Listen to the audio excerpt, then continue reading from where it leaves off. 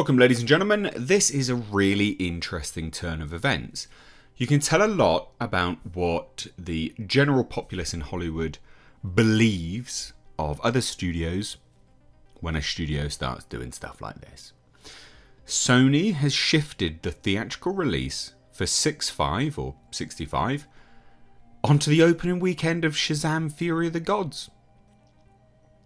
Yep. Now, this comes hot off the heels, obviously, of James Gunn all but confirming that the entire DCU is being rebooted.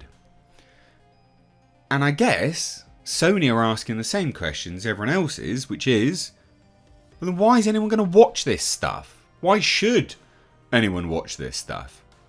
It's not going to continue anywhere. There's no real reason, there's no incentive.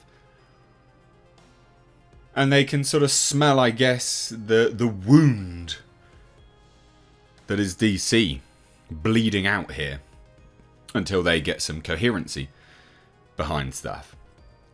And also as well, I think like part of this is because 6.5's done really well. Like the trailer blew up, good views, resounding positivity. Yeah, sure, there's some negative stuff thrown in there, but all in all, this looks great.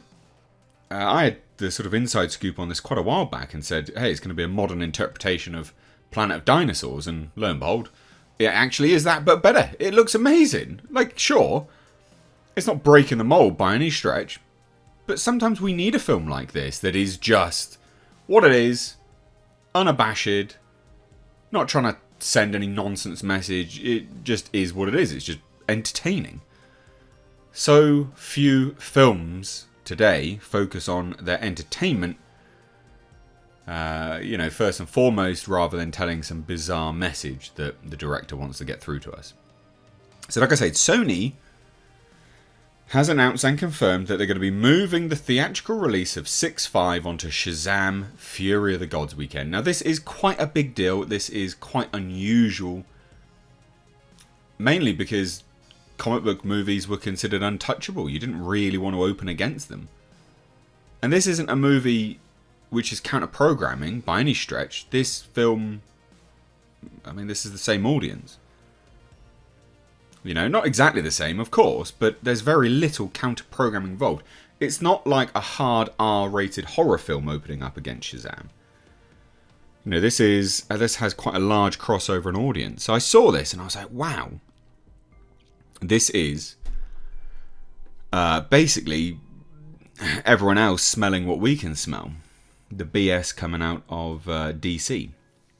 So the Sony Adam Driver sci-fi movie 6.5 is moving on to the opening weekend of New Line's SHAZAM! Fury of the Gods, March 17th to 19th.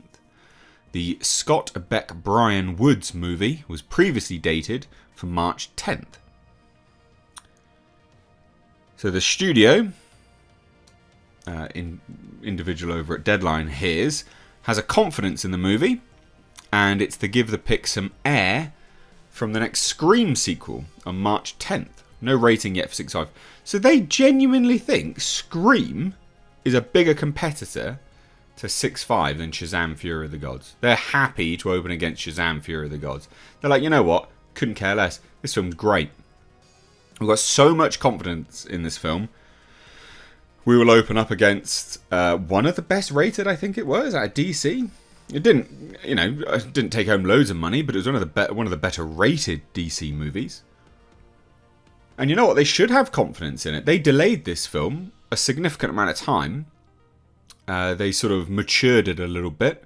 It went back for pretty extensive reshoots.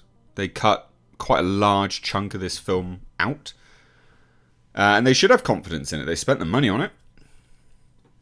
Now, it's not just that. Obviously, the studio basically affirming the release of the George Foreman biopic from March 31st next year to April 28th.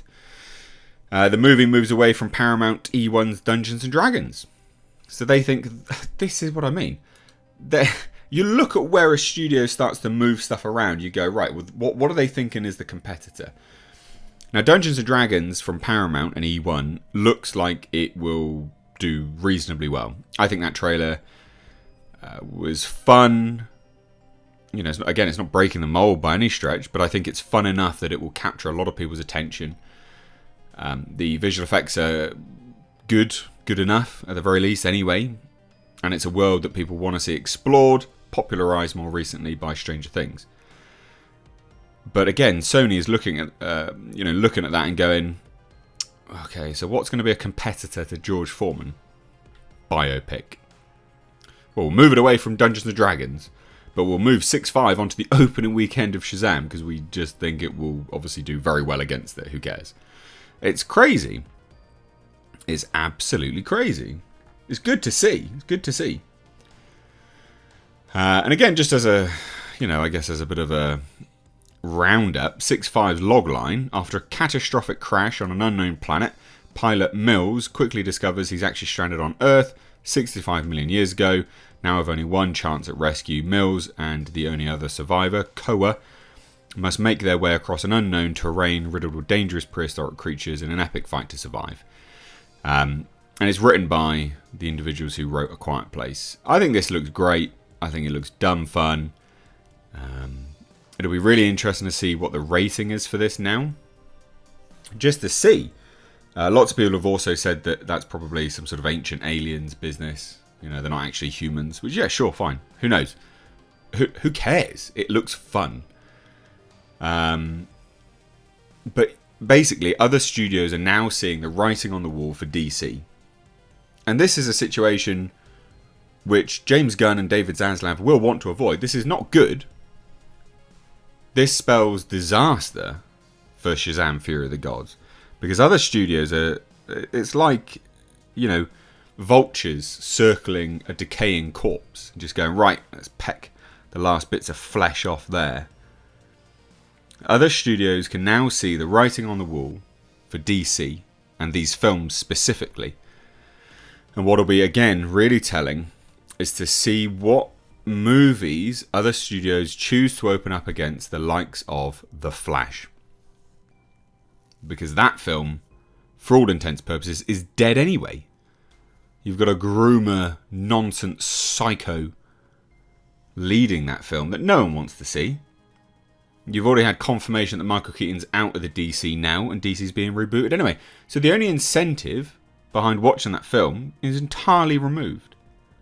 No one wants to watch Ezra Miller and his awful running skills as the Flash. Of course, some people do. But I thought this was really interesting. I thought this was quite telling. Basically, people can see the writing on the wall. People can see what we're seeing, what we're commenting on. That until James Gunn actually announces stuff, it's a dead corpse. So let me know what you guys think of this down below. Cheers, guys. Take care.